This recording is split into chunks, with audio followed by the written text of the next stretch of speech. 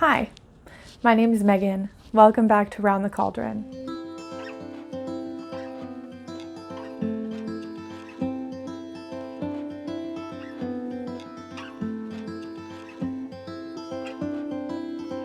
Today I'm going to talk about making your correspondences personal, because sometimes the common correspondences just don't work for us, and there is a way that we can make them work for us. I do have two announcements though. The first one is that I am still planning my giveaway. I've got a few things in the works, so that should be announced, I think, on November 30th. So coming up soon. The second announcement is that I am finally in the process of editing my book. Now, if you didn't already know, I am writing a book/workbook on shadow work. I've talked about shadow work before. I think shadow work is a very important part of any spiritual practice. It's even a good thing for anyone else to do who is not spiritual. And I am finally editing, so I'm hoping to have that process done by either the end of the month or early December. And as soon as it's available for pre-order, I will let you know. Okay, so I talked about correspondences when I spoke about common correspondences of the elements a couple of weeks ago. And I had the idea in the middle of filming to create another video/podcast episode about how to make correspondences work for you. How can we personalize them to make your witchcraft and your magic more personal? Because sometimes those correspondences just don't click with us, and they are based either on someone else's tradition, be it Wicca or any other sort of witchcraft practice. And I think it's important for us to be able to realize that if we're not part of a tradition that tells us, how we have to view the correspondences, what they all mean, and how we use the elements in our witchcraft, we can make those personal so that it works better for us. If we don't feel connected to what we're doing, and if we don't fully believe in what we're doing and what we're saying and what we're using, then I think that can really hinder your magical experience. Now, I need to say right out the gate, I am not part of any tradition. Everything that I'm going to be talking about as far as making the correspondences personal for you does not apply if you are in a specific tradition. And this is because traditions within witchcraft have their own sets of rules. They have their own correspondences and things that they believe and do. I cannot speak for them. I can't speak for any tradition because I'm not part of a tradition, and I'm not going to speak about something that I have no experience with. With that being said, I also need to make sure that you know that I am an animist, and my views on correspondences are going to be colored by the fact that I am an animist, and I am viewing correspondences through that lens in my witchcraft practice. Now, if you don't know what a correspondence in witchcraft is basically the meaning that an item or ingredient or concept has. So in my elements video, I covered common correspondences for each element: earth, air, fire, and water. Each one is given a common correspondence, meaning each one means or works with or works in a very specific way. Anything in any New Age practice also has correspondences. For that, I'm talking things like crystals, right? Crystals aren't necessarily a witchcraft practice themselves. Crystals are generally considered New Age, but you can use crystals in your witchcraft. I'm not saying that you can't. But crystals are given correspondences. Herbs, plants, flowers, and even different celestial bodies like the moon, the sun, even landforms like oceans and lakes and mountains and rivers and things like that Colors are even given correspondences, and different fragrances, different scents are given correspondences. And a lot of times the correspondences are similar through people's different practices, but I have found in my own practice that sometimes what someone says or what a book says or somebody on the internet says something means just doesn't work for me. And I want to talk about my process for making these correspondences work for me, because one thing might mean something to someone else and it could mean something completely different to me. So when you're working with things in magic, correspondences are important. Often I find that correspondence isn't necessarily the right word, especially if I'm speaking about something that has a spirit, like plants and animals and trees and flowers. For those types of magical ingredients, I tend to think of it more as their strengths. What are they good at? And in turn, then we can look at what they're not good at, their weaknesses or their flaws. I think it's really important to have an understanding of why things are given specific meaning, why things are said to be really good for one thing and not so good for another, because it adds a deeper level of understanding to what you're doing. And I think that deeper level of understanding can really enhance your magical practice, because I am a big believer in the why. Why do we do things the way that we do?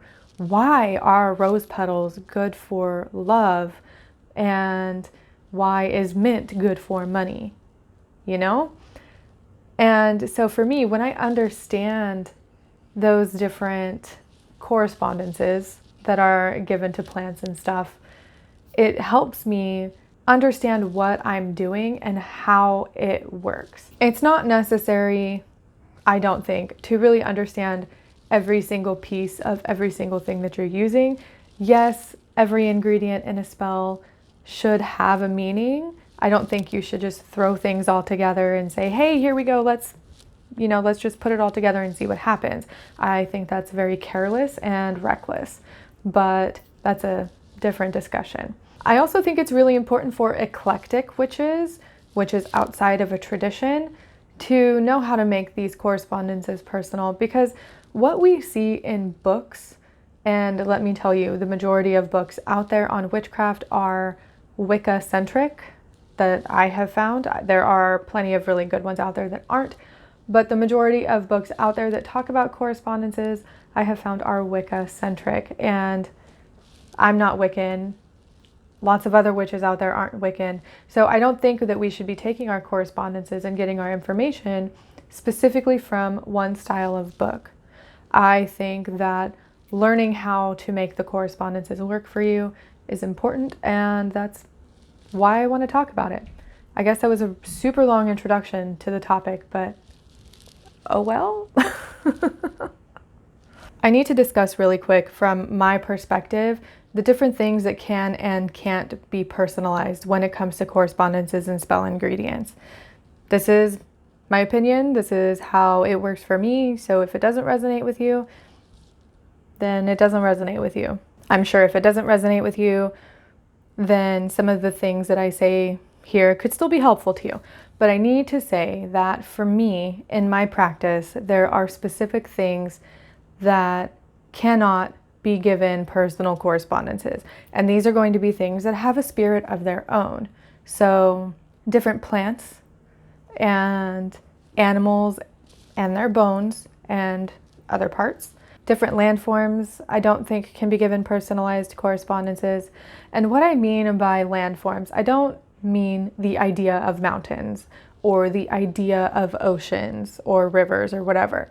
I'm speaking very specifically about like the Rocky Mountains or the river that is in my county. Very specific locations, and even not specific locations, have spirits that guard them.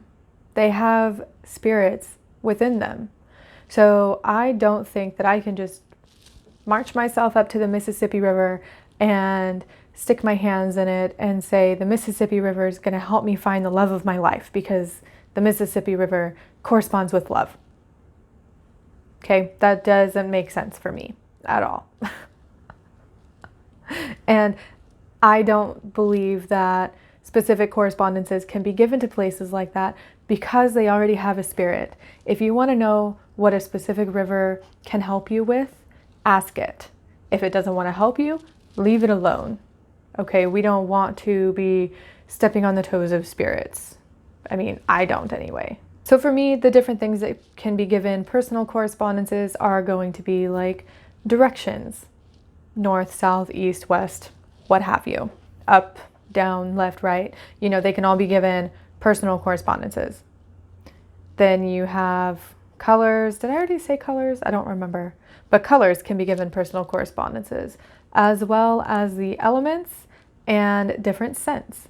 There's probably a bunch of other things that can be given personal correspondences, but those are going to be some of the ones that I'm focusing on today, because what I have to say about making those correspondences personal can generally be applied to anything else. So when you're looking at how to make things personal for you, there are a couple different things that you can do. The first one is obviously ask yourself, how does it make you feel? What does it make you think of? Do you have any past experience that might influence the way you see or handle this particular thing? Also look at your surroundings.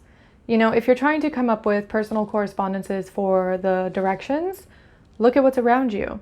Look at your home. What's in the area of your house? What's in the different directions? What about your state or your country? Maybe you're on an island. Maybe you associate all of the directions with water because you're literally surrounded by water, right? So it just takes a little bit of thought, and it's not as complicated as you might think it is. You may also want to just meditate on it for a while. Just sit with it. And if it's an object, hold it in your hands, feel it, be mindful of the texture and what it looks like, how it smells, what its use is, like what its practical use is, and then see if the object contains a spirit. If the object contains a spirit, ask the spirit what its strengths are. What is it good at? What is it not good at? There are a lot of different ways that you can make these work for you. And it's not necessarily hard to explain because it's not complicated. It's not as complex as some people would think.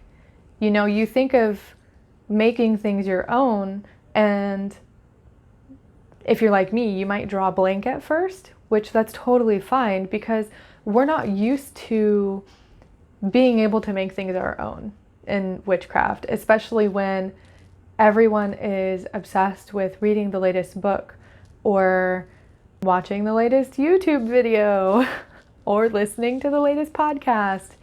We always tend to want to have the information given to us. And this is true outside of witchcraft. So making these correspondences personal for you is going to take some thought. But that's basically all it takes, is you just sitting down and thinking about it and thinking of the first thing that comes to your mind. Write it down, journal about it. Don't ask yourself or other people, am I doing this right? Because when you're making correspondences personal for you, there probably isn't a wrong way that you can do it. This is obviously going to depend on what you believe, and I would not give correspondences to a plant or an animal because for me, that is the wrong way to do it for my practice and my beliefs. But we can't always have the information spoon-fed to us because that leads to stagnation in our practice, it leads to stagnation in our beliefs, and it doesn't give us the ability to really flex our brain muscle and think for ourselves and really understand the different ways that we can practice and the different things that we can believe. Okay, so since it's not complicated, and I feel like if I just keep trying to explain it, I'm just going to talk myself in circles and maybe even get confusing, because that's what tends to happen. I want to walk through making two different types of correspondences personal, and I'm going to use myself as the example through my own personal experience. So I want to talk about color first, and then I want to talk about the elements, or not the elements, the directions. I picked a color that I absolutely just hate. Okay, I don't like the color yellow. I have never liked the color yellow. I just don't like it. All right, so we have yellow. I pulled some correspondences for yellow from Wikipedia. I'll leave that link in the description and in the show notes. Wikipedia is a good source for common information, and I think it's a good resource to get you started. I wouldn't necessarily use it as the be-all end-all because I don't think that exists, but it's a good resource for someone that might need a push in the right direction or just a little bit of help. So I pulled the correspondences for the color yellow from Wikipedia. Yellow is commonly attributed to the element of air.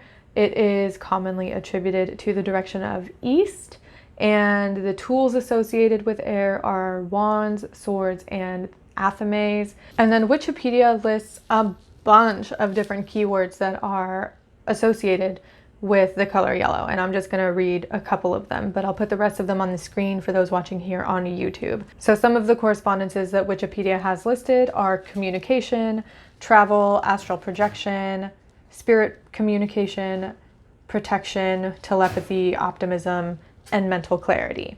Now, that's not the whole list, as I said, so make sure you check out the link in the description and in the show notes if you want to see more of that. But those are common attributions for the color of yellow. My experience with the color yellow does not, what am I trying to say? My experience with the color yellow makes me really just not like the color. There's something about yellow that I just find absolutely unappealing, and it doesn't necessarily remind me of, the warm, fuzzy feelings that some people get from the color yellow. Now, I picked yellow because I hate the color, but I also picked it because it is one of those colors that I don't necessarily hold all of the common correspondence beliefs. And this is colored by my experience with the color yellow. Now, I grew up in a city called Bakersfield, California. And anyone familiar with the area will know that Bakersfield is basically a desert. Bakersfield is like 2 hours from LA, and there's no green. I mean, there is green, but most of the stuff there is dead and yellow. So first off, I attribute yellow to home.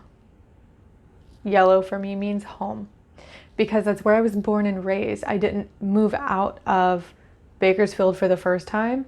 Yes, there has been multiple times where I have moved and then came back.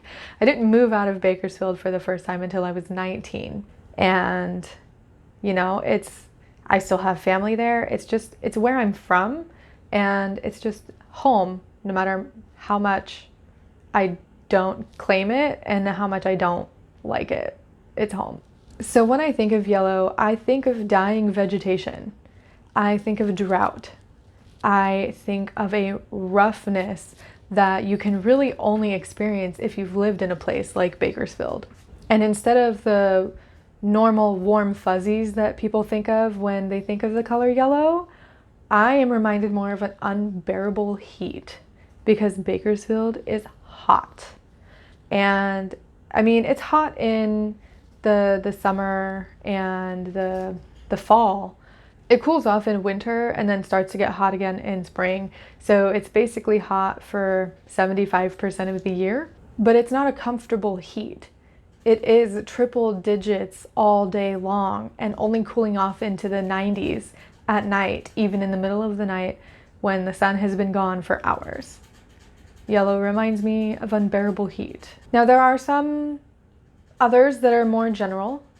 Yellow reminds me of obscurity, of sort of an in-between. It reminds me of the life cycle because of the drought and the barrenness that happens in Bakersfield when there's no rain or when there's no water flowing through the Kern River. Now, yellow does remind me of happiness, but not necessarily joy or an ecstatic happiness. It's more of a happiness of lazing around on a hot summer day or summer vacation and taking those beach trips because Bakersfield is only about 2 hours from the coast, from places like Pismo and Santa Barbara. You know, those places aren't far away. So while yellow for me has those common attributions, like I do attribute yellow with communication and travel because of the beach trips, it is a more complex color for me because of the obscurity and the drought and the barrenness and the deficiency and the heat that I also associate with that color. And if you listen to my elements episode, you'll know that I don't give elements colors, not usually. And so I don't really associate yellow with any particular element or number or direction or anything like that. So I hope that part made sense in taking a color and really making it your own. If you need help with that, my first suggestion would just be, what does the color remind you of? How do you feel about the color? Because I wrote a whole article on my website about color correspondences and whether they're personal or traditional and the science behind how color makes us feel. I'll leave that in the description and in the show notes if you want to read it.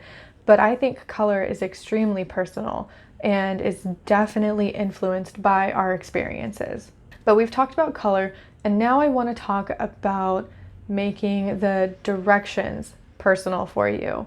Because off the top of my head, even though I just covered elements